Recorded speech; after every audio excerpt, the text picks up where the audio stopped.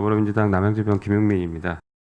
법원의 판결이 났을 때 그 판결이 행정부 공무원들이 그 판결에 따라서 판결의 취지와 주문에 따라서 그에 맞는 행정 행위를 하는 것이 사법부 독립을 지켜주는 또 좋은 방안이라고 생각합니다. 여기에 대해서는 동의하시죠? 네네. 그런데 유독 그 행정부 중에서 검찰은 법원의 판결을 무시하는 경향들이 종종 있는 것 같습니다.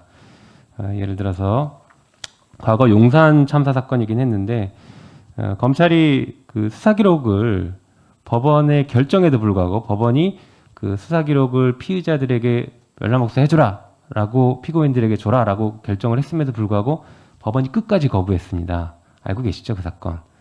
네. 그래서 헌법재판까지 가서 헌법소원에서도 위헌 결정을 받았고 기본권 침해했다는 결정을 받았고 나중에 국가배상 청구까지 들어갔던 것으로 알고 있습니다. 네, 그렇게 알고 있습니다. 네, 그렇죠.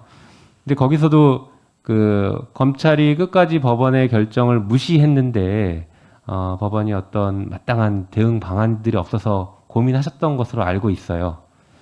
또 지금도 비일비재하게 일어나는 일 중에 하나가 문서성부 촉탁을 검찰이 거부하는 경우들입니다. 조금 풀어서 말씀드리면 재판할 때 검찰이 가지고 있는 기록을 소송 당사자가 증거로 봐야 될 경우들이 있지 않습니까? 그래서 법원에 신청해서 검찰에 있는 기록을 좀 보겠습니다라고 하면 법원이 이 사건은 필요하니까 한번 봅시다 라고 해서 결정을 해서 검찰에 보내줘요. 그래서 검찰에 가서 그 기록을 법원의 결정이 있으니까 기록을 이제 보여주십시오 하면 검찰이 거부합니다. 거부하는 이유가 우리 나름대로의 판단 기준이 있습니다. 우리는 주지 못합니다. 이렇게 해서 거부하는 경우가 비일비재합니다. 그래서 실제 소송에서 입증을 못하는 경우들이 많이 발생해요. 이런 사례에서 여전히 또 법원은 무기력해 보이거든요. 아무런 그 대응을 할 수 없고 재판에 가서 법정에서 재판장에게 검찰이 이렇게 거부합니다라고 하면 그럼 우리도 별 수 없습니다. 이런 답변이 되돌아오는 그런 게 현실입니다. 다시 말해서 그 사법부의 독립을 굉장히 중요하게 여러 번 얘기하셨고 저도 필요하다고 생각하는데 법원의 결정이나 판결이 검찰에 의해서 번번이 무시되고 있는 이런 현상에 대해서 법원이 어떤 대응 방안들을 좀 고민해야 될 것 같습니다. 혹시 고민하고 계신 게 있으신가요?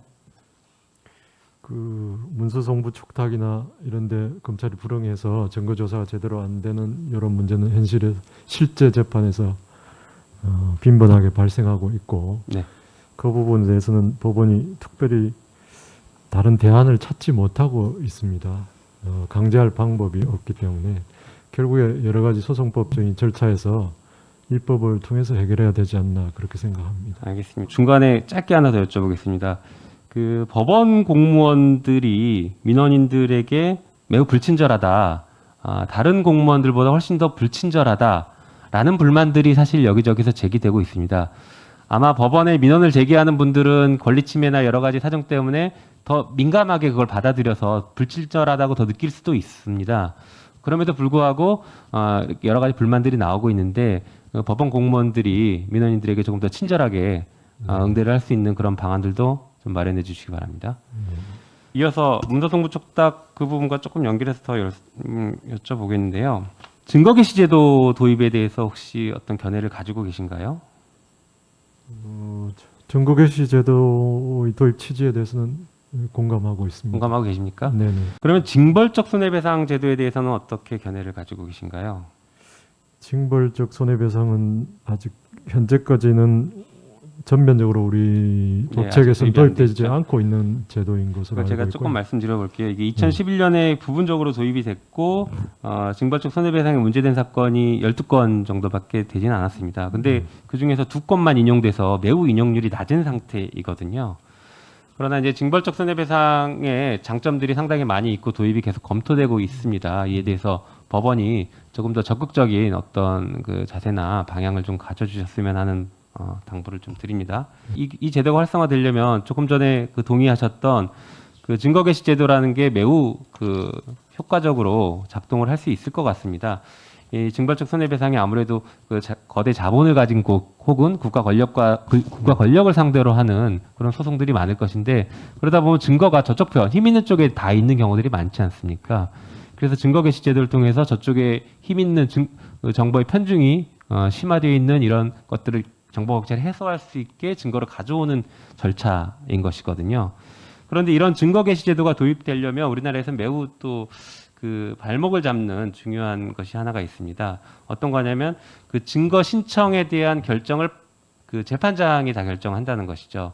예를 들어서 소송을 할 때 난 A라는 증인이 이 사건에서 결정적인 증인이라 꼭 필요하다. 그래서 A라는 증인을 신청했는데 재판장이 A라는 증인은 더 들어볼 필요도 없습니다. 그래서 그 기각해버리는 경우가 상당히 많습니다. 그런 경험들은 아마 이제 후보자님도 그 경험을 해준 것이 하나가 있습니다. 어떤 거냐면 그 증거 신청에 대한 결정을 그 재판장이 다 결정한다는 것이죠.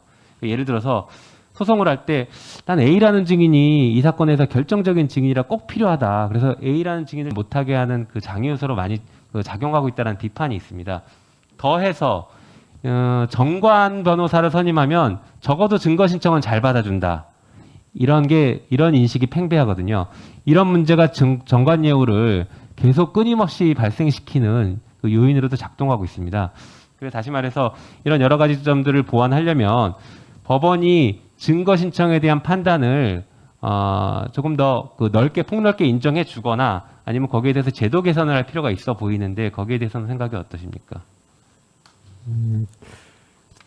1심 충실화의 방안 중에 네. 증거 절차를 좀 더 폭넓게 하자라는 그런 방안들이 같이 있는 것으로 알고 있습니다. 각 재판부에서 뭐 그런 취지를 살려서 증거 절차에서 당사자의 의견을 좀 더 폭넓게 인정하는 쪽으로 방향을 잡아야 된다고 생각합니다.